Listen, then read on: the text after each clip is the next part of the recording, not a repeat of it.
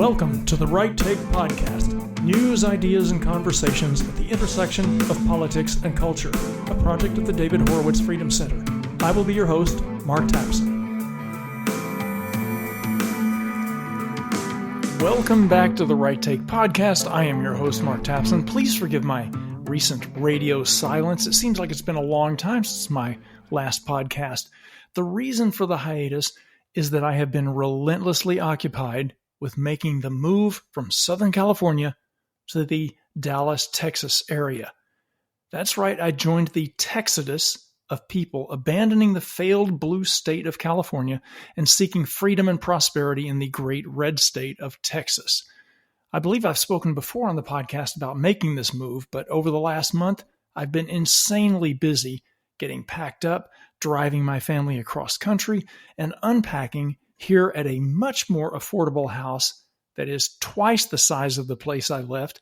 It's on a lot that is at least 4 times the size of my former California home, and I don't say that to boast about it, only to point out that this very reasonably priced property, if it were transplanted back to California, would be completely out of reach financially. My wife and I have a lot of kids, and we long ago outgrew the house we were in, so we needed a much bigger house on a much bigger lot. We got vastly bigger bang for our buck in Texas, and that, of course, is one of the prime reasons for my move. But it's not the only reason. I'm actually originally from the South, having been born in Little Rock, Arkansas, but I've spent my entire adult life on the left coast, nearly half a century in that state. I never thought I would move back to the South again, but hey, things change. What changed? Well, a lot of things. In the couple of weeks that I've been here in Texas, I've been asked a number of times by people here why I moved from California. And I tell them that I moved for the same reasons that literally hundreds of thousands of other people left California. That under the thumb of corrupt Democrat rule, it is becoming a third world country. Crime and homelessness are out of control. It's a terrible place to raise your children. It's a place increasingly hostile to the middle class. It's a place where it's become impossible for even the middle class to afford a decent home in a decent neighborhood. The cost of energy is astronomical. I could go on and on. And there are no signs that that's going to turn around in the near or distant future, or maybe ever. And then there's the wokeness. I want to raise my children in a state that isn't suicidally proud to be on the cutting edge of the ideological insanity that dominates the Democrat Party. Gender theory, critical race theory, progressive brainwashing in schools. Even though my wife and I homeschool our kids, I don't want to raise them in a community and state in which my family and our fellow homeschooling Christians constitute such a tiny, isolated island of sanity and truth, especially because things are only going to get worse in California until we're at the point where we begin to be persecuted for our non-woke resistance, because that day is coming. And yes, frankly, to one extent or another, that's going to happen no matter where we are in America. We won't be able to escape it. But for now, Texas is higher ground. Anyway, living in California finally became so untenable that, like hundreds of thousands of other Californians, including a growing number of my friends who had been leaving the state for years, my wife and I began to look elsewhere. The Los Angeles Times reported that people leaving California between April 2020 and July 2022 outnumbered newcomers to the state by more than 700,000. California's net move-out numbers reached a record 407,000 between July 2021 and July 2022. And in 2022 alone, more than 340,000 people left California, the highest exodus of any state in the United States. California's actually been losing its residents to other states for a long time, ever since 2000, in fact. The primary reason is that California is the second most expensive state in the Union. Hawaii is number 1. According to Zillow, the average home price in California is now $747,400. That's up over $200,000 just in the last 5 years.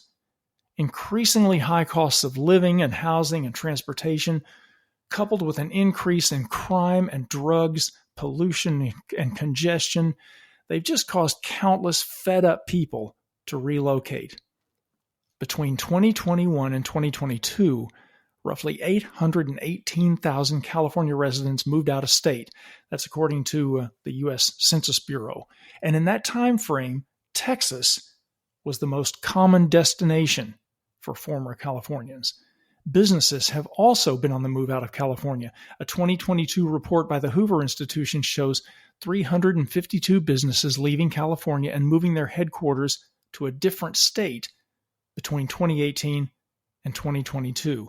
High rent, high taxes, high cost of living for the employees, and bureaucratic BS, there are just a few reasons for that. Dallas, the area that I moved to, has overtaken Austin, Texas as the top spot for people moving from California to Texas. Housing costs are significantly lower in Dallas, as you might imagine. And then there's the lack of state income tax in Texas. That's a lure also. Okay, so that's why I made the Texodus from California, because instead of the paradise that state should be, Democrat mismanagement ran it into the ground. So, coming to you now from just outside Dallas, I'm happy to say I'm back in the saddle here at The Right Take with great guests lined up in future episodes, including conservative talk show superstar Larry Elder, Babylon Bee CEO Seth Dillon, Black conservative Professor Carol Swain, and more. So stay tuned. But today I'm flying solo, and I want to address a couple of items in the news that I think are worthy of discussion. First, I saw on Breitbart News recently that a Rasmussen Reports survey reported that 4 in 10 Democrats agree with the idea of removing statues of George Washington. While the survey did find that 77% of Democrats expressed at least a somewhat favorable view of our first president, 40% of them at least somewhat approve of removing public monuments of the man known as the father of our country. Of that 40%, 21% of Democrats strongly approve of removing those monuments. Now, this is hardly shocking news. Of course, Democrats are okay with tearing down statues of our founding fathers. They've been literally toppling monuments of the important figures of our history for years now, and it's still ongoing. The disturbing and disappointing finding of that Rasmussen report for me was that 19% of Republicans and 20% of independents at least somewhat approve of removing public statues of George Washington. 1 in 5 Republicans approve of removing statues dedicated to arguably the most important man in our country's history. 19%? That is shameful. That number should be 0. 0 Republicans should approve of taking down statues to George Washington. That just goes to show how successful and subversive cultural Marxism has been in our country, that even 1 in 5 Republicans have been so brainwashed by the anti-American neo-Marxist left. My patriot friends, we have a lot of work ahead of us to turn the tide and roll back the ideological damage that's been done to Americans over the last half century. And it looks like we have to begin within what should be the very party of conservatives itself. Former President Trump predicted years ago that the radical left would begin targeting the founding fathers, including George Washington. During a press conference back when the left was in a frenzy of tearing down statues of Confederate figures like Robert E. Lee, Trump said, and I wish I could do a credible imitation of Trump here, but anyway, he said, "This week it's Robert E. Lee. I noticed that Stonewall Jackson is coming down. I wonder, is George Washington next week? And is it Thomas Jefferson the week after?"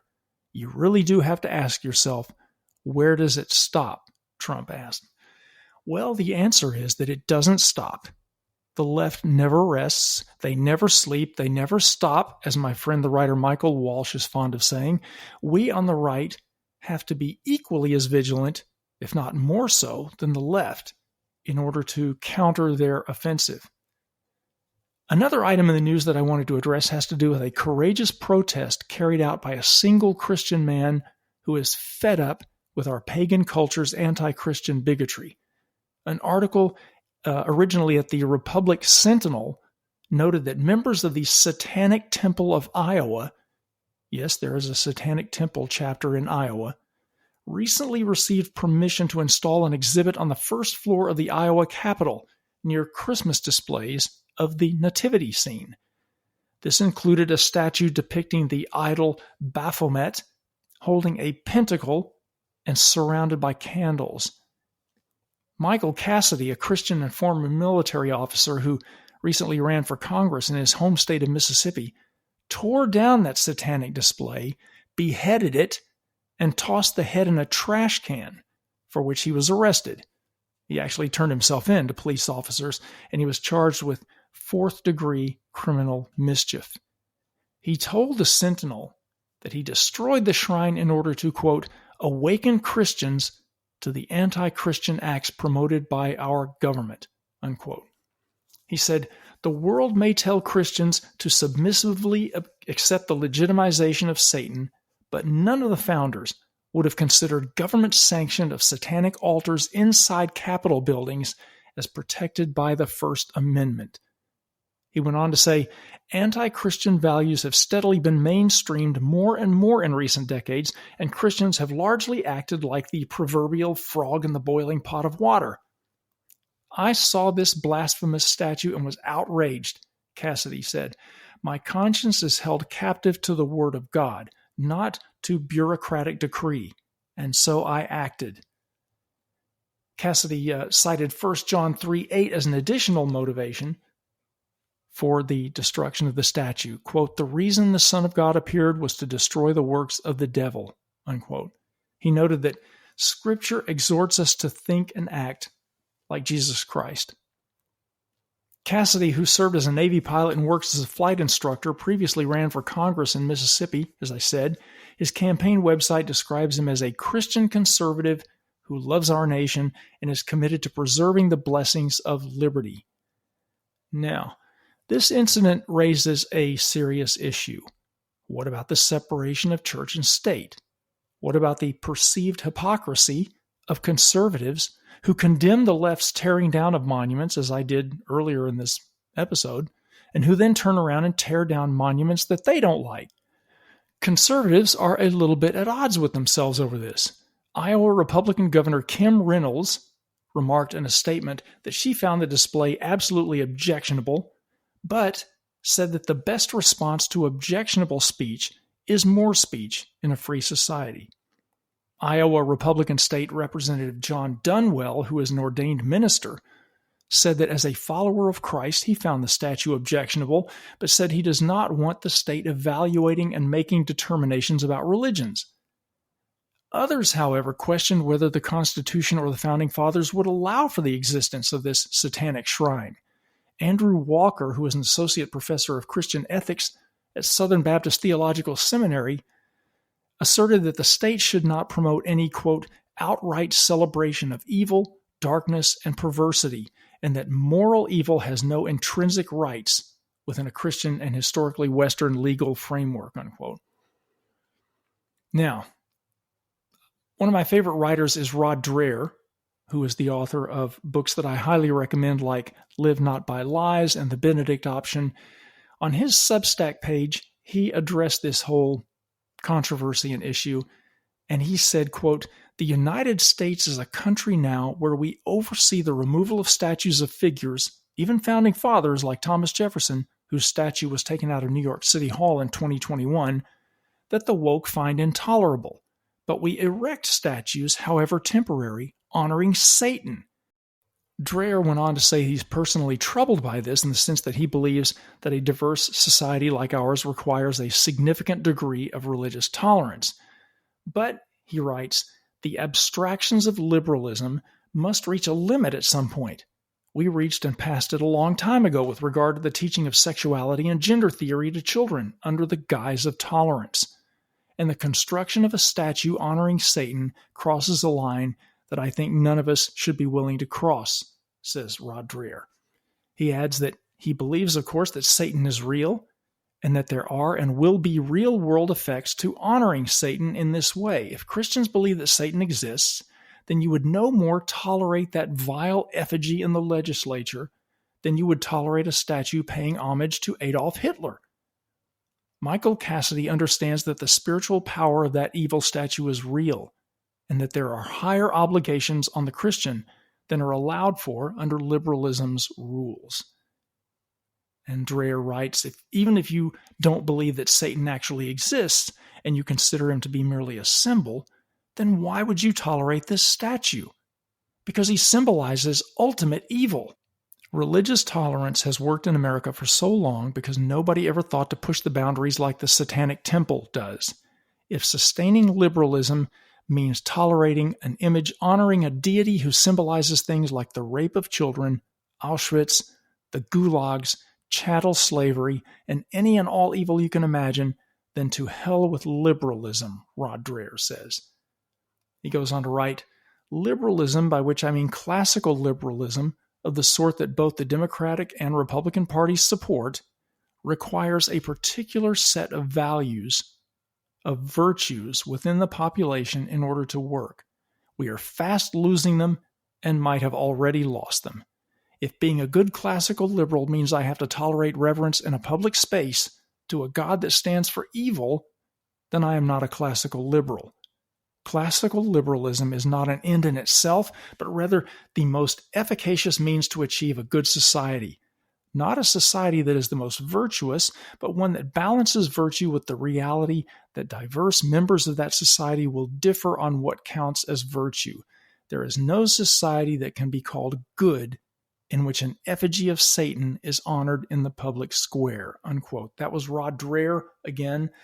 And like him, I wrestled briefly with the philosophical contradictions here, but in the end, I have to wholeheartedly endorse what Rod Dreher was saying and what Michael Cassidy did. Classical liberalism should not be a suicide pact. A society that gives equal weight to good and evil out of a misguided sense of fairness and tolerance and diversity will eventually be overrun by evil. Michael Cassidy took a stand in defense of the good over evil, and I stand with him. Now, I've been in contact with Michael Cassidy's people or his reps, and I'm arranging for him to appear on an episode of the Right Take podcast. So keep your fingers crossed and stay tuned, because that will be an important conversation. Speaking of important conversations, thanks again for joining me here at the intersection of politics and culture. Don't forget to subscribe to The Right Take so you don't miss any of the important conversations we are having here. And remember, if you like what you hear, please leave a review. It really helps, and you'll have my eternal gratitude. Be seeing you.